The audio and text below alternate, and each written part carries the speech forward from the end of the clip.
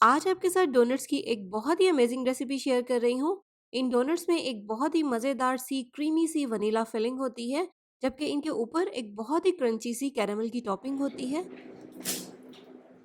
Cream ब्रूले donuts इनका नाम है, लेकिन रेसिपी और इंग्रेडिएंट्स दोनों ही बहुत आसान और सिंपल हैं। अस्सलाम वालेकुम, मैं हूँ Sadia Uzair. Welcome back to Sadia Uzair's kitchen. Start करेंगे रेसिपी। बिस्मिल्लाहिर्रहमानिर्रहीम।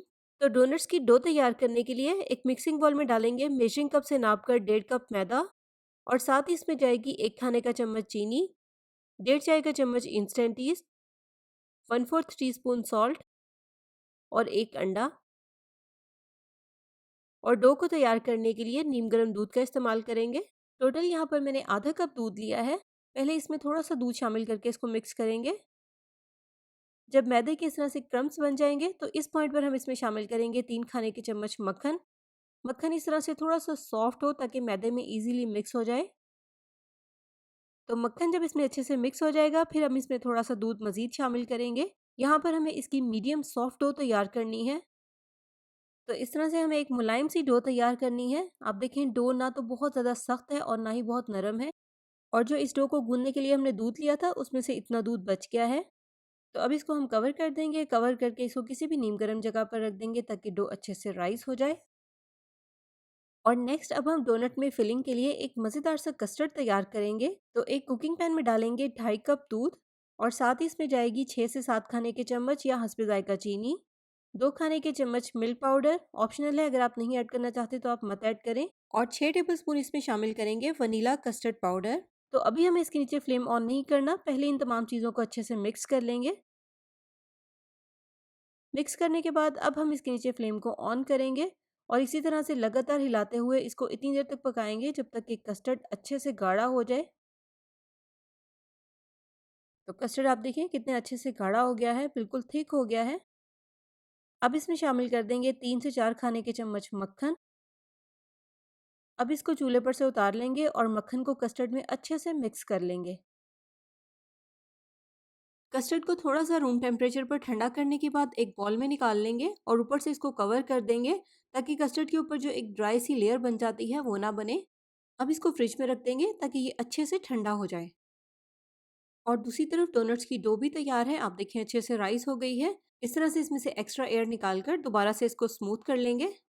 अब आपके पास दो ऑप्शंस हैं। या तो आप इस तरह से सारी डो को 8 इक्वल पोर्शंस में डिवाइड करके इस तरह से इसके 8 पेड़े बना लें, या फिर आप सारी डो को एक ही साथ बेलकर एक कुकी कटर या ग्लास की मदद से डोनट्स की कटिंग कर लें। और मैंने यहाँ पर 50-50 ग्राम के इसके 8 पेड़े तैयार कर लिए हैं, ताकि सारे डोनट्स एक ही साइज़ के बने। और अब डोनट्स को प्रॉपर शेप देने के लिए इस तरह से कुकी कटर पर लगाएंगे मैदा, और इस तरह से थोड़ा सा मैदा मैट पर भी डस्ट करेंगे। और अब इस तरह से एक पेड़े को कुकी कटर के अंदर रखकर डोनट की शेप दे देंगे। इस तरह से हाथ की मदद से ऊपर से इसको हल्का सा प्रेस करके लेवल कर देंगे। ये देखिए डोनट की कितनी प्रॉपर शेप आ गई है। अब इस डोनट को राइस करने के लिए इस तरह से एक बटर पेपर के ऊपर रख देंगे। बटर पेपर की वजह से राइस होने के बाद डोनट को उठाना इजी हो जाता है, लेकिन अगर आपके पास बटर पेपर नहीं है तो आप इसका इस्तेमाल ना करें। तो अब इस तरह से इनको प्लास्टिक से कवर कर देंगे और थोड़ी देर के लिए रूम टेम्परेचर पर पड़ा रहने देंगे, ताकि ये थोड़े से राइस हो जाएं।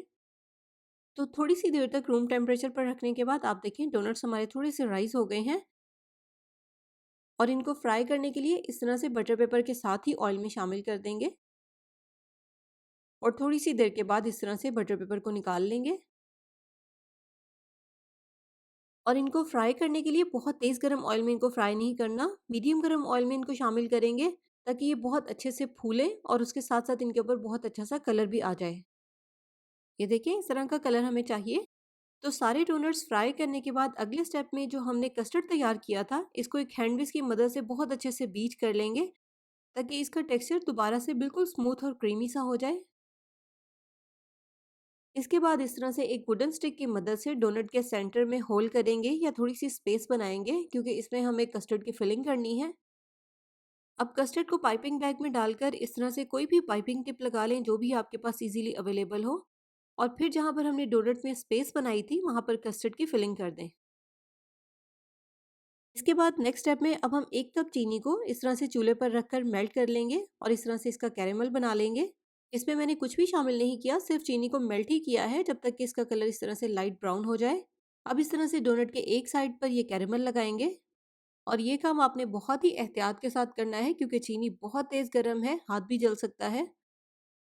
इस तरह से एक्स्ट्रा जितना भी कैरेमल है इसको ऊपर से उतरने देंगे और लीजिए यहाँ पर हमारा डोनट बिल्कुल तैयार है। तो डोनट्स की इतनी मज़ेदार और आसान सी रेसिपी आज मैंने आपके साथ शेयर की है, तो वीडियो को लाइक तो बनता है। फैमिली और फ्रेंड्स में इस वीडियो को शेयर भी कीजिएगा और अगर आप इस तरह की मज़ीद रेसिपीज़ देखना चाहते हैं तो उसके लिए आपने चैनल को सब्सक्राइब करके नोटिफिकेशंस भी ज़रूर ऑन करना है, ताकि इस तरह की नई आने वाली कोई भी रेसिपी वीडियो आपसे मिस ना हो। और जाते-जाते रेसिपी के मुतालिक एक प्यारा-सा कमेंट करके अपना फीडबैक भी ज़रूर दीजिएगा। अपना बहुत सा ख़्याल रखिएगा, दुआ में याद रखिएगा। Thank you for watching. Allah हाफ़िज़।